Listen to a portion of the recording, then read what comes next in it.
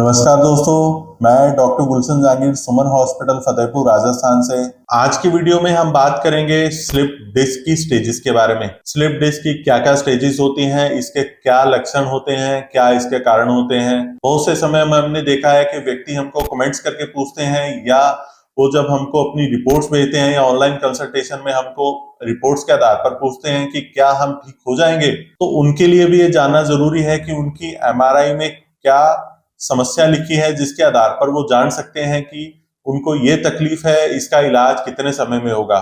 उनके नॉलेज के लिए भी ये वीडियो है, तो इसको जानने के लिए कि आपको क्या तकलीफ है और इसका क्या इलाज हो सकता है, तो वीडियो को अंत तक देखें, अंत तक हमारे साथ बने रहें। स्लिप डिस्क की अगर मैं बात करूं, मैंने पहले भी आपको बताया है कि डिस्क दो रीढ़ के हड्डियों के बीच ये एक जेलीनुमा स्ट्रक्चर होता है, जो उनको लचीला रखने का और जो रोज के वियर एंड टेयर होते हैं, रोज के मूवमेंट के आधार से जो चोट लगती है उनको बचाने के लिए ये दो रीढ़ की हड्डियों के बीच में रहता है। डिस्क के आउटसाइड में, डिस्क का स्ट्रक्चर मैंने आपको पहले भी बताया था, इसके आउटसाइड में एनुलर रिंग्स होते हैं और बीच में न्यूक्लियस होता है। किसी कारणवश जब ये एनुलर रिंग्स टूट जाती हैं और इसके बीच का जो न्यूक्लियस का जो जेलीनुमा स्ट्रक्चर है वो बाहर निकल आता है, तो उसकी अलग अलग स्टेजेस होती हैं। मोस्टली डिस्क जो है वो 70 से 80% लिक्विड पानी से बनी हुई होती है। आइए हम आगे बात करें कि डिस्क की क्या क्या स्टेजेस होती हैं। स्लिप डिस्क की सबसे पहली स्टेज का नाम है एनुलर टियर। एनुलर टियर, इसमें अचानक से किसी जर्की मूवमेंट से या आगे झुकने से या पीछे झुकने से या अत्यधिक वजन उठाने से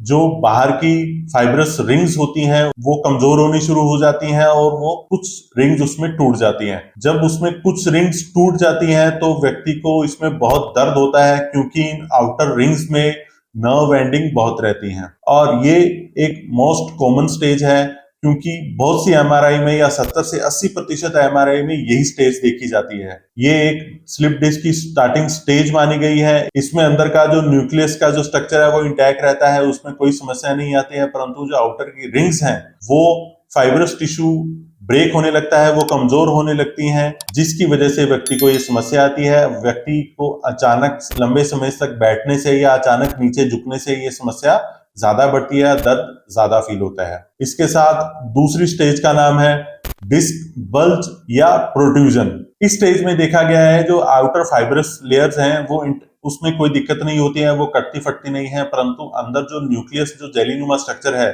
उसमें दबाव बढ़ने की वजह से वो एक तरफ बाहर निकलता है या वो अंदर की लेयर्स में दबाव देता है, जिससे अंदर की लेयर्स में दबाव जो है वो बाहर के नर्व्स की ओर ट्रांसमिट होता है और लगता है अपने को एक तरफ से जो डिस्क है वो बाहर निकली हुई है, परंतु इसमें न्यूक्लियस जो जेलीनुमा स्ट्रक्चर है वो भी अंदर रहता है और बाहर की जो एनुलर रिंग्स है वो भी इंटैक्ट रहती हैं, उसमें भी कोई समस्या नहीं रहती है, परंतु दबाव बढ़ने की वजह से वो एक तरफ या दोनों तरफ व्यक्ति को बाहर निकली हुई फील होती हैं और दबाव की वजह से वो बाहर लगता है। तीसरी स्टेज की अगर मैं बात करूं, इसका नाम है डिस्क हर्निएशन या प्रोट्रूजन। इस स्टेज में देखा गया है कि जो दबाव और ज्यादा बढ़ने की वजह से ये सीरियस कंडीशन पैदा होती है। इसमें बाहर की जो एनुलर रिंग्स हैं वो टूट जाती हैं, अंदर का जो न्यूक्लियस स्ट्रक्चर है उसमें जेलीनुमा जो स्ट्रक्चर है वो थोड़ा सा बाहर निकल जाता है, आधा डिस्क के अंदर रहता है, आधा बाहर निकल जाता है। इसकी वजह से जब वहां की जो नसें निकलती हैं उनको ये दबाता है, तो उसकी वजह से व्यक्ति को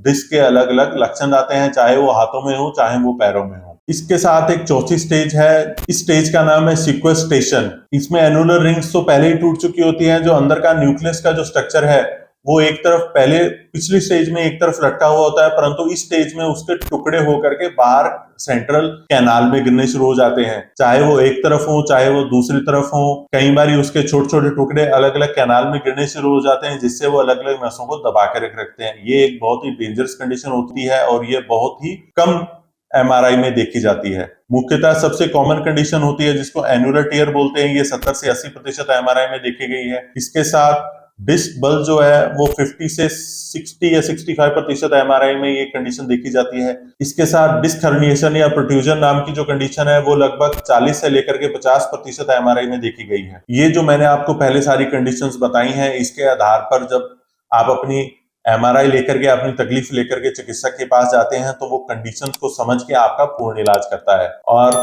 आप पूर्ण तरीके से ठीक हो सकते हैं। अब तक की वीडियो में मैंने आपको स्लिप डिस्क की 4 अलग अलग तरह की स्टेजेस बताई हैं और उनके लक्षण भी बताए हैं, और अभी तक आप अपनी एमआरआई में देख के समझ भी गए होंगे कि आपको कौन सी कंडीशन है। उसके आधार पर आप अपना इलाज करवाइए और नजदीकी न्यूरोपंचकर्म विशेषज्ञ से जरूर मिले, क्योंकि वो आपकी स्लिप डिस्क को ठीक करने में आपकी जरूर मदद करेंगे। तो इस वीडियो में इतना ही। धन्यवाद, आप अभी तक मेरे साथ बने हुए हैं, आपने अभी तक पूरी वीडियो देखी। अगर आपको ये वीडियो अच्छी लगी तो आप इस वीडियो को लाइक करें, मेरे चैनल को सब्सक्राइब करें और इस वीडियो को लोगों तक शेयर करें, ताकि ये जनरल इंफॉर्मेशन लोगों तक पहुंच सके। धन्यवाद।